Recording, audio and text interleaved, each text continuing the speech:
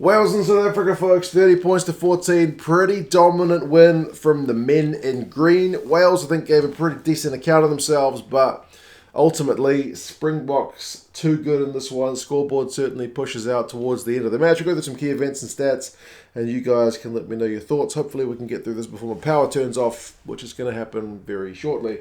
Faletau misses this game. Unfortunately, he's a late withdrawal from the Welsh side, which I think didn't help their chances because he's not gotten much of the plaudits, but he's been quietly good for the previous two games. But even with Faletau, I think Wales would have been struggling in that opening period. That's about as dominant an opening period as we've seen in any of these July tests. It was all South Africa and some areas where Wales have previously been pretty good, like contesting high balls. Liam Williams, Dan Bigger. These guys are getting beaten to high balls by... one of them's Kolbe, which is surprising because he's not the biggest guy. One of them's Damian Willemse. Like it's not ideal stuff for the Welsh at the start. It's all Springboks, man. Mapimpi gets denied a try for a foot and touch, but the Springboks had advantage anyway. So it's 3 points to 0. Kolbe wins a high ball, like I said. Damian Allende goes close. TMO says he's just short. Well, there was on-field no try, so no clear decision on that one. So, yeah, man, it's like he could have had 2 tries already. Only 3 points down, Wales. Maybe not too bad to be only 3 points down. But huge South African scrum on like 9 minutes. Is more dominance for the Springboks. Advantage, scrum again. Advantage, scrum again. Jaden Hendrikse ends up tapping it. I was thinking, no, don't do it, man. Your forwards have got this. Leave it to your forwards. But... bunch of phases, and Handre Pollard, speaking of forwards, goes through Lydiot and Elias to go over for the first try of the game on 14 minutes. Kick conversion, so 10 points to 0. Decent return for all the dominance. Remember, they've missed out on 2 tries prior to this one, so they needed to convert that one. Otherwise, it would have been a massive mental kind of win for the Welsh guys. Lydiot goes off, which is pretty unfortunate as well, because remember, last week he made a bunch of tackles, so defensively he's a proper unit for the Welsh. But for Wales, a good kind of return because you've just been under the pump for a quarter of an hour. You've been doing nothing but making tackles. But they managed to get a try through Tommy Reffel. Some really well-worked phases. I mean, some of the passing was a bit loose, but it was always kind of controlled, if that makes any sense. Like some of the passes would bounce on the grass, but no one was panicking. The guys did their jobs. Josh Adams gets tackled by Willemse as he looks like he's going to be a sure thing to go over, but he offloads from the deck. Gets it to Reffel. Good return, man. Like, you've not been at the races, and bam, first chance down the other end. 5 points. They did miss the conversion. Wiese's turn to drop a high ball. He had issues with that in game 1. We see it again in this one. Unfortunately, he doesn't last Does he last the entire first half? Wiese, I know he goes off. And Quokka Smith comes on relatively early in this one.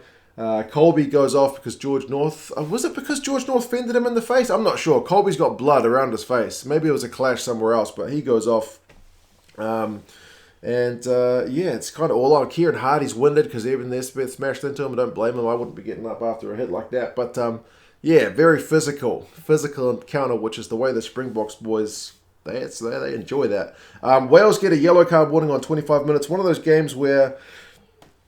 Wales probably could have had a yellow card at some point, either for excessive penalties or just penalties down their own end. Every time they look like they're about to get one, though, they either don't concede any penalties or they manage to get an exit, or the next penalty they concede is like not down their own 22. So, but at one point it's like 1-8, the penalty count. So their defense is holding. They win a turnover to escape without conceding another penalty. So, living dangerously in terms of what's going on with the ref. Wales, like as I said, they're still chucking the ball around. There's good carries from Adams. Rees-Zammit's got a couple of good kicks to kind of get them out of dodge. Pieter-Steph Toit concedes a pretty soft penalty for kind of blocking Alan Wynne-Jones, who's had to come on when Lydiot went off. He's blocking Alan Wynne-Jones, who's trying to go for the charge down. But it's one of those soft ones where the ref says, I don't actually hear it, but the ref says, like, I told you don't do that, and don't do that. It's like, all he did was like that. Pushed him like about as gently as you can in a rugby game, but listen to the ref, man, I guess. That kind of soft stuff maybe was keeping the scoreline a wee bit close. Wales kick a penalty, so we are back to a 2-point ball game. continues to be close between these teams. South Africa go through some phases though on 34 minutes. Eventually, like Hendrikse kind of pops the ball to nobody, which is a little bit of a let off, and then there's a head clash between Mapimpi and Tompkins, so it's a penalty conceded, but nothing more. So Wales kind of able to exit. There's a little bit of off the ball stuff between Josh Adams and Damian Allende, but it was pleasing to see them kind of shake hands and apologise to each other after the ref kind of told them to sort it out. It's another yellow card warning for another penalty conceded. South Africa up for touch. Wales contest the line out, interestingly, I guess because they figured maybe we're not going to be able to stop the maul. And, well, I guess when you contest the line out, you make your maul defence a little bit weaker, and sure enough, they go over through Mbonambi, don't they? It's a pretty well-worked try. They needed the try to kind of capitalise on some of the dominance they've had. It's 17 points to 8, and still game on. Like, I don't think it was game over by any means, but I certainly think over the course of the half, South Africa's been an improved side from what we've seen throughout the first two games, really. Second half, Pieter-Steph concedes another penalty, basically from the restart, so it's keeping Wales in touch, 17 points to 11, but then South Africa reply. Hendrikse snipes down the blind side of a line-out basketball pass to Lukhanyo arm, who goes over, but it's another denied try. The basketball pass from Hendrikse to arm was forward to, what is that, 3 tries? South Africa's been denied now. It's getting Harry Powers still on. 47 minutes, Wales get a penalty with South Africa being offside. That one kind of came from Willie Leroux dropping a high ball, and like I'm the first to admit that Leroux, in the build-up to a lot of South African play, like he's a smart operator. He probably doesn't get it. Maybe he's getting a bit. Or when I read the YouTube comments, he's getting a bit more credit in recent weeks than maybe what he did last year. But sometimes he drops them, eh? I mean, so did a few of the Welsh guys in this game who are usually more secure. But Leroux dropped the high ball. It ends up with a South African penalty. And it's 17 points to 14. That's game on. Like, red flags, alarms are going off if you're a South African fan at this point, because I would have thought, based on the way the game is going, you should be more than 3 points ahead. 3 denied tries, like I mentioned, but I mean, you take your chances. That's the game. But to be fair, the next high ball, Leroux like catches it and has a wee little run, puts South Africa on absolutely the front foot. So, yeah, he kind of balances himself out, doesn't he? 15 minutes, South Africa maul time again. They get advantage again. It's a yellow card warning again. South Africa go about 7 phases, and then you can kind of see it before it happens. There's a slight gap when Kolisi gets the ball. And I could see it from where I'm sitting on my couch. So I'm like, Kolisi's going to run for that gap. You're not going to stop that man. Like, he's a unit who's got enough pace that with that kind of distance, no chance of stopping him. So 24 points to 14. That scoreline's looking a wee bit more comfortable for South Africa after, it was probably a bit uncomfortably close. Willemse beats Liam Williams in the air again, which is again unusual, but it's one of those days where I think he had a little bit of time on the ground, Liam Williams, where maybe he was a little bit tender. I'm not sure if he wasn't quite feeling 100%, but he was certainly not as dominant in the air as we usually see. 69 minutes, Wales turn for a 5-metre line-out. I was thinking, man, if they can score this, you're starting to put that nagging bit of doubt back in South African minds. It's an uncontested line-out, but the throw is too high for Adam Baird. Now, Adam Baird is a giant, so if it's too high for him, it's probably a too high throw. So, yeah, it's a bit of a let-off.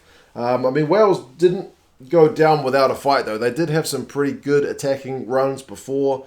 They kind of, in the last 10 minutes, it kind of went away from them. But like Josh Adams had a good run. Dewey Lake had a pretty sweet offload. Thomas Williams had a wee run. But, they weren't able to convert anything past the points they already had.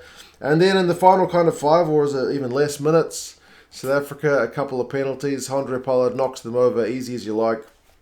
And, I mean, the game was pretty much already gone from them, but by the time that makes it 27-14, it is certainly already gone for Wales. So, 30 points to 14. It's the biggest margin we've had in the 3 games pretty easily.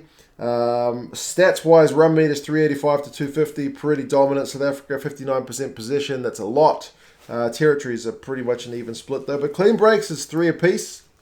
So, like I said, from less ball, Wales still were able to create some chances. But from a South African point of view, I guess, man, like, you missed a few tries. So the scoreline probably could have been a bit more. They were certainly physically, seemingly more up for it than we've seen in either of the previous games. Tackles, though, give credit to Wales, man. 135 tackles at 91% is a pretty good shift. Whereas the South Africans, 86 tackles at 80%. They won't be happy with that, I reckon, in comparison. Penalties conceded 15-10, so the Welsh were under the pump a little bit there. Individuals, Kolisi, man, 41 metres, a clean break, a defender beaten. 6 from 8 tackles, doesn't sound that flash, but the top South African tackler had 7. So not a bad shift from the captain. Willemse, 45 metres, a clean break. Quacker Smith had some good impact when he came on, like good strip in the tackle to win a turnover. So, some good performers for Wales. I mean, Josh Adams, 65 metres, 2 clean breaks, 5 defenders beaten. Ellen Jones comes on. Jones makes 11 from 11 tackles. But, credit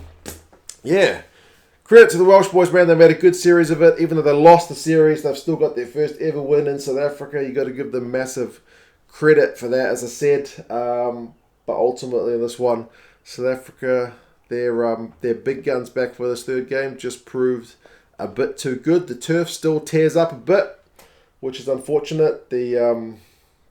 Some of the guys were getting pinged in. Nyakane got pinged a couple of times. I think part of it was the turf tearing up. But anyway, 30 points to 14. Well done, Springboks. You win the series. We look forward to you guys playing New Zealand, hosts New Zealand, in a few weeks. Ominous times for my All Blacks based on what we saw from this performance. But anyway, you guys let me know your thoughts. Still not the complete article from South Africa, but better is probably my take on that. And as I said, Wales, credit for the tour, but last game was maybe a bridge too far. You guys let me know your thoughts, and I'll talk to you guys again soon. See you later.